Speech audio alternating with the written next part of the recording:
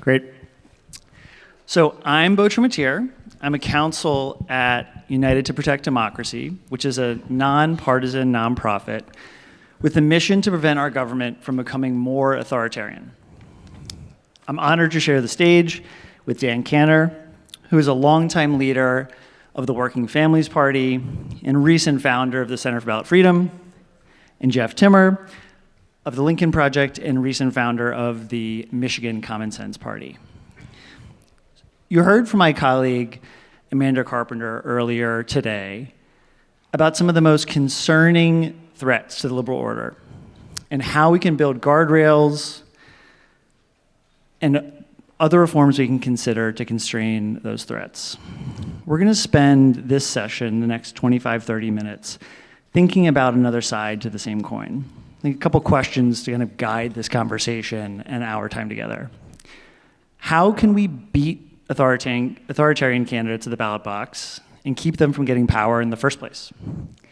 How can we make it less likely that very understandable frustration with the two-party system leads to the fracturing of the pro-democracy coalition that Sarah Longwell was talking about yesterday, and the election of extreme candidates with minority public support?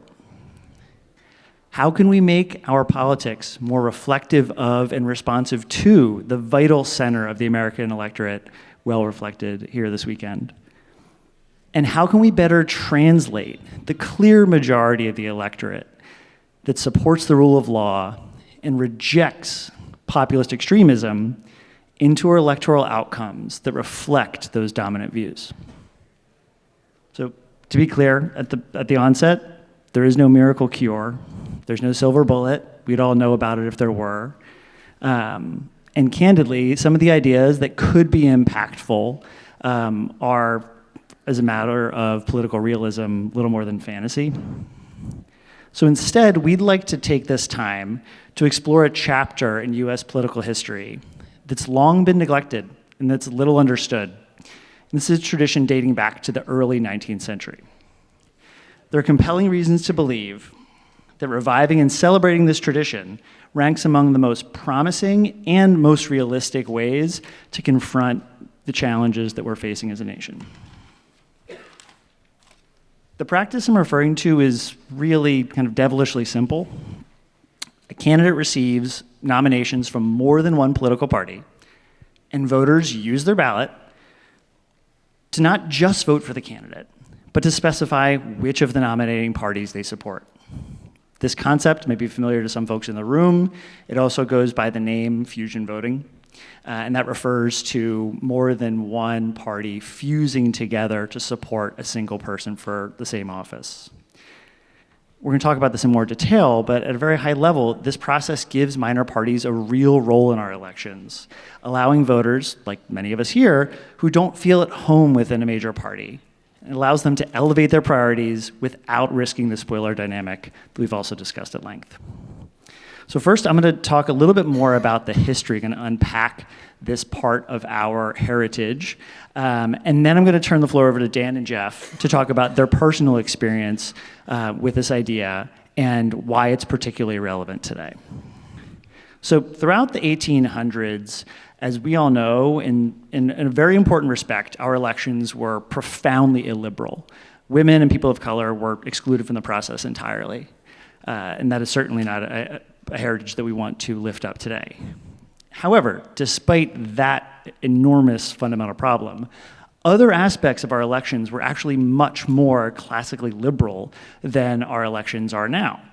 There was very little government regulation of the process. And what that meant was that eligible voters, again, a smaller part of the electorate, but those who could participate were able to do so much more freely. They were able to associate more effectively together and to use their ballot and other means of political participation to more accurately reflect their views and their priorities. So voters would cast their votes on ballots that were printed by their supportive party that had the candidates' names on the ballot.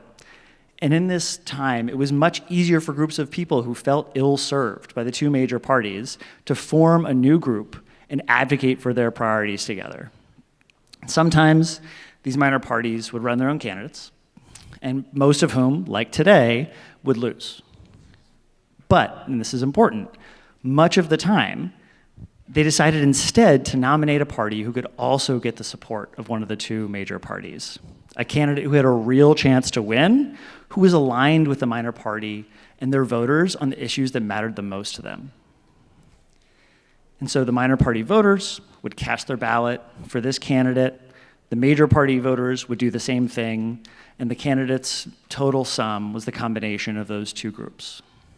In competitive elections, the minor party support often made all the difference between winning and losing, often far exceeded the margin of victory, and especially when the alternative was for the, again, understandably frustrated block of minor party voters to run their own separate candidate who could have spoiled the race. So this dynamic was particularly pronounced in two periods in the 1800s I want to briefly cover. First, in the 1840s and 50s, both major parties, at the time the Whigs and the Democrats, either supported or acquiesced to slavery. Neither was at all interested in pushing back against the slave power. As a result, abolitionists and other people who opposed slavery didn't feel at home in either major party. And so they then seized the initiative to form their own minor parties, the Liberty Party, the Free Soil Party, the Anti-Nebraska Party, and some others. And so in addition to running some of their own candidates, these parties often nominated individual Whigs and individual Democrats who were much better than their major party on the issue of slavery.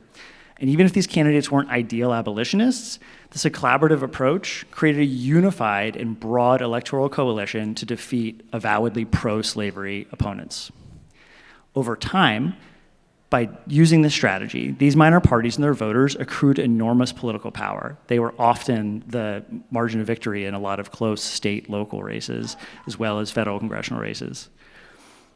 And they used that power, as was talked about earlier, to come together and to form the GOP in the mid-1850s, taking the collective clout that they had managed to accrue in a hard-won fashion year over year, and use that to form a new major party unified around an opposition to slavery. Fast forward another 20, 30 years into the 1880s and 1890s, and we saw another similar dynamic reemerge again. At the time, the two major parties, the Democrats and the Republicans, were failing to represent, again, a big swath of the electorate. This time, it was laborers, farmers, and other working people who thought that both major parties, fairly, were in the pockets of monopolies and robber barons. So minor parties, seizing again the initiative, pushed for basic labor protections, industry regulation, and other economically populist reforms to represent these voters who are neglected by both major parties at the time. They used their ballot, as with the anti-slavery forebears, to cross-nominate, support major party candidates on both sides, and again, often were able to deliver victory to the more aligned and better attentive of the major party candidates. So one example from this era is particularly striking, worth lifting up. That came from North Carolina, where a coalition of mostly black Republicans and mostly white populists came together, fused behind a shared slate of candidates. And for the only instance in post-Reconstruction South, they displaced Jim Crow Democrats from power. Absolutely remarkable. They passed a ton of legislation that supported both of their communities. It was this incredible, remarkable story of cross-racial collaboration at a time that seems unthinkable today. But unfortunately, that success was short-lived. Jim Crow Democrats used violence, intimidation, and other extra legal means to wrestle back power and to quickly take back over the North Carolina state government. And one of the first things they did once they had control again was to pass laws to prevent that cross-racial, broad, collaborative coalition from forming again. And they outlawed the practice of fusion voting. North Carolina wasn't alone at the time in passing laws to do this and into ending this practice. At the end of the 1800s and early 1900s, dozens of states throughout the country followed suit and started passing laws to prevent this sort of bridge building and collaborative approach. Major party bosses in dozens of state capitals realized that their new regulatory power that they could wield as the states moved past party-printed ballots to centralized, uniform government-printed ballots gave them the pretext to entrench their own power, suppress minor parties, and the competitive pressures that those minor parties had provided for decades. And this was both a Democratic and Republican ploy. No one had a monopoly on this maneuver.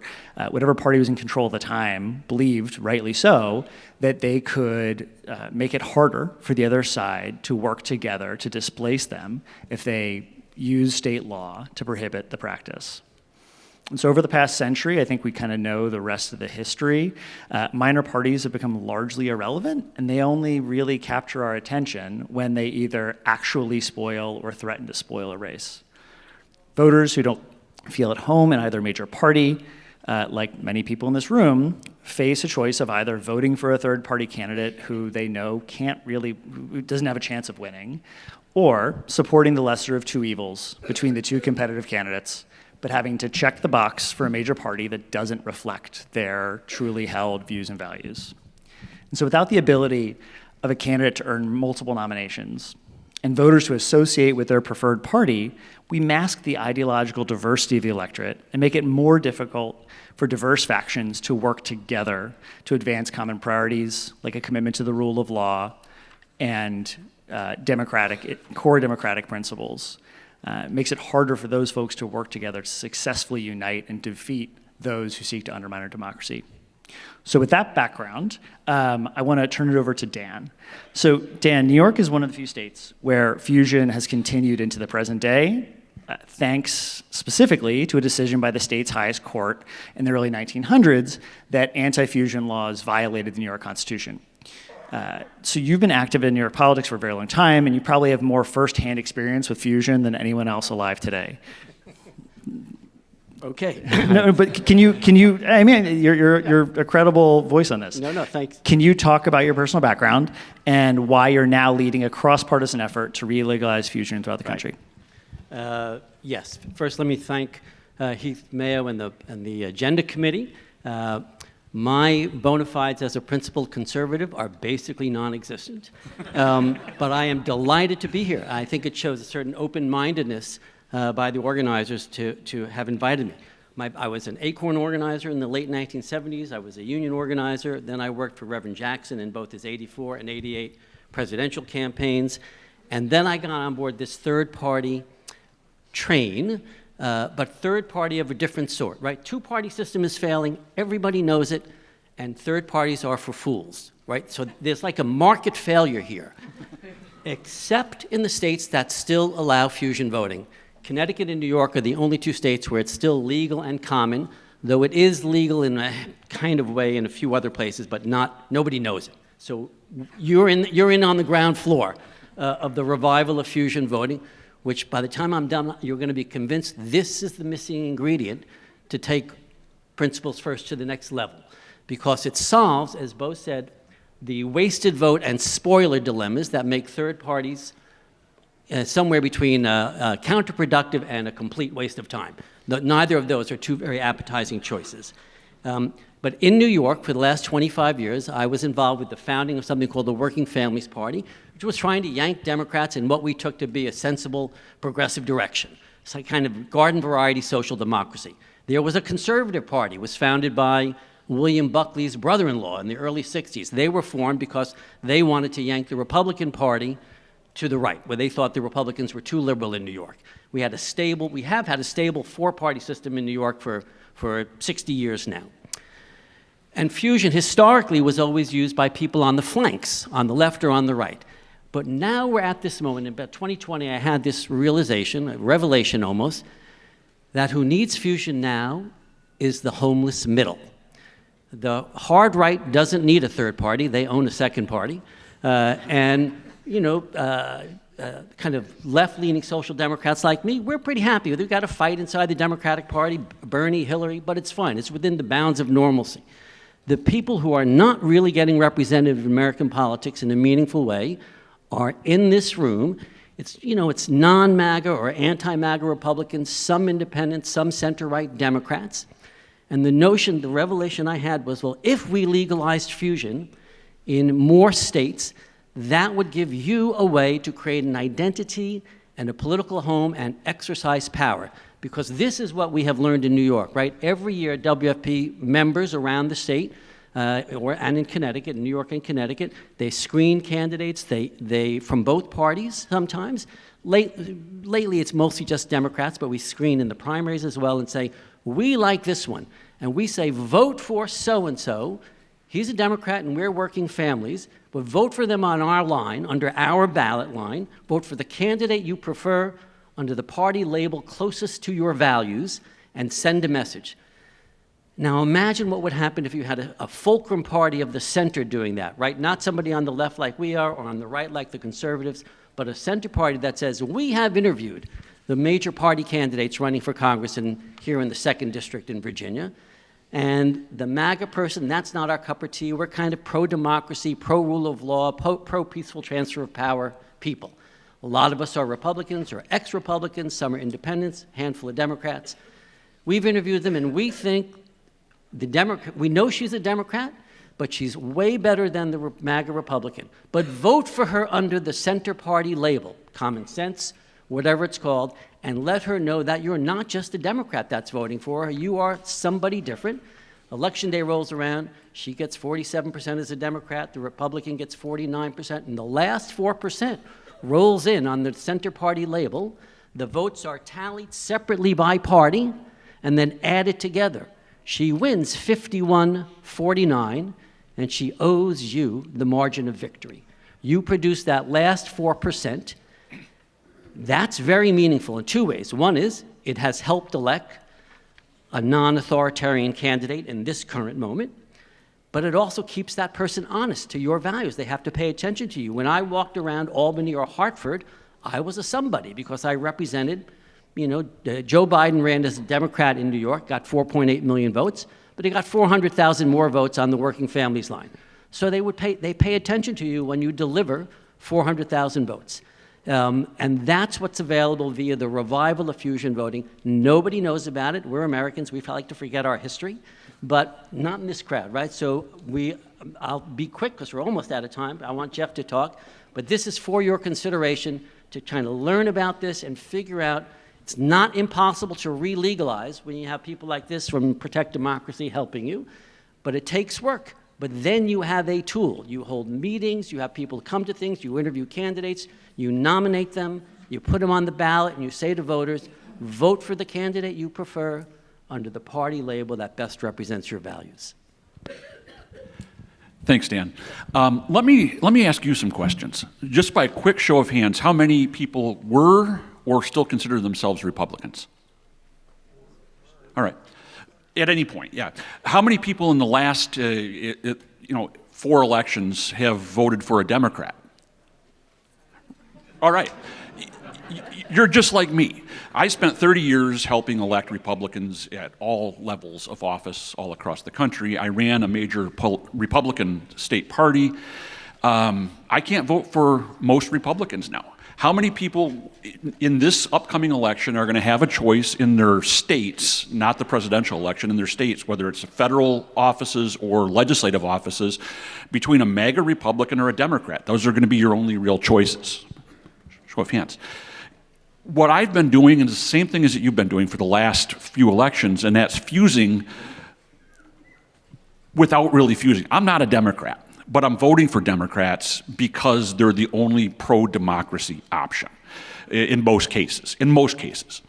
And so how do we take and stick to our principles, our values, and operationalize this angst that we've been feeling for the last, since 2016, as we've watched our party leave us?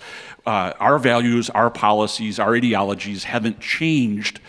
How do we leverage that, whether it's 2% or 5% or 20%, and make it matter? And that's by actually forming smaller parties, third parties, but making them matter by using them to leverage who wins close races. In most states, there's going to be close races, whether it's statewide or for individual districts. When you're, when a candidate is running for president or U.S. senator or governor, they're basically well known, and parties aren't so much the clearinghouse where people have to go, oh, I know that candidate is what they stand for because they're they know the candidates. But as you go down the ballot, especially legislative candidates, local candidates, where people look to the party as kind of the brand that they want to put their money behind. That's the brand I want to buy. Chris Rusin from Michigan, who's running as a township trustee as a Republican, the Michigan Common Sense Party, if we're on the ballot and fusion were allowable, we could say, we're nominating in this race, and if Chris wanted or his opponent wanted, they could come in and interview with our party and receive the nomination, and they could be on the ballot then as a Republican and a member of a nominee of the Common Sense Party. And that really gives the leverage to make the difference, to make whether it's your 2% or 5% or 10% or 20% matter.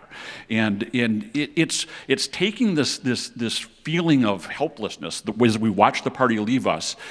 We need to recognize that the party's not going to be coming back for a while. It's not just Donald Trump. If Donald Trump disappears from the face of the earth tomorrow, it's not like Mitt Romney is going to suddenly be leading the ticket and we're going to look like we did in 2012. This is a way to affect general election change. This doesn't fix the problem in primaries, except to the extent that if fusion votes, minor parties, especially centrist parties or moderate parties or whatever we want to call ourselves now, I never considered myself a centrist or a moderate until suddenly I was, but it's what can we do in the meantime to leverage our position and affect change in the party, and pain is really the only teacher that's going to affect the Republicans right now. And it's going to be general election defeats of MAGA or illiberal candidates up and down the ticket. And it's going to have to be a sustained, broad defeat. And that's where we can leverage our votes. We don't have to become Democrats, we don't have to become progressives, but if Dan Cantor, who's a progressive liberal, Working Families Party, and Jeff Timmer, who ran the Michigan Republican Party, can agree and fuse together on this cause to save democracy, that's what this is all about. Country above party. This is a way to turn what you've been feeling into action.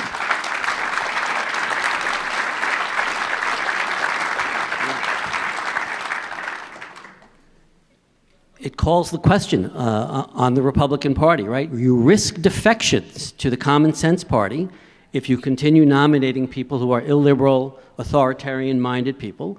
And so there are two choices that the Republicans will face. Risk more defections or change and more defeats, or change what you're doing. And either of those, for me, it would be fine to have a normal center-right party again in America. My honest view is whether you favor a center-left government or a center-right government, you don't get either one if there's no center. And so we need some rules reform.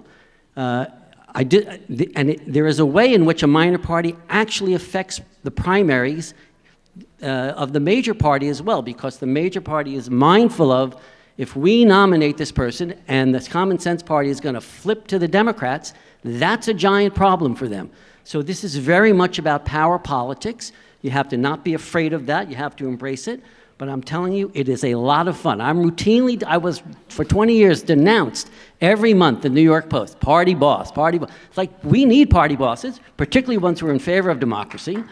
And that's what you have the potential to do back home, right? It's going to take work. We're not re-legalizing something this powerful overnight, but it is not going to take us that long.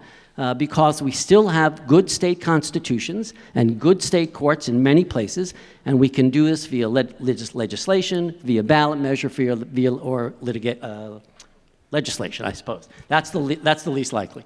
But I do think this is very much, as I heard Heath say yesterday, or Friday night, no, yesterday, he was very honest. We can't defeat the MAGA faction in Republican primaries right now. With fusion, that's still true, but you can punish them in the general elections. And that's a lesson worth teaching, for the future. Yeah. when Beau was talking about the history of minor parties and smaller issue parties, in Michigan we're forming and going to be qualifying for ballot access, the Common Sense Party, and really our platform is simple. You support democracy. None of the other issues really matter right now. The party is going to focus on a single issue, democracy. Either you're for it or against it. And so those candidates who will support Donald Trump or the MAGA Republicans aren't going to be nominated by the Michigan Common Sense Party. That's the way that we can leverage our principles, our ideals, and get that sanity back, someday establish a stable center-right faction in American politics again, like we had for a long time.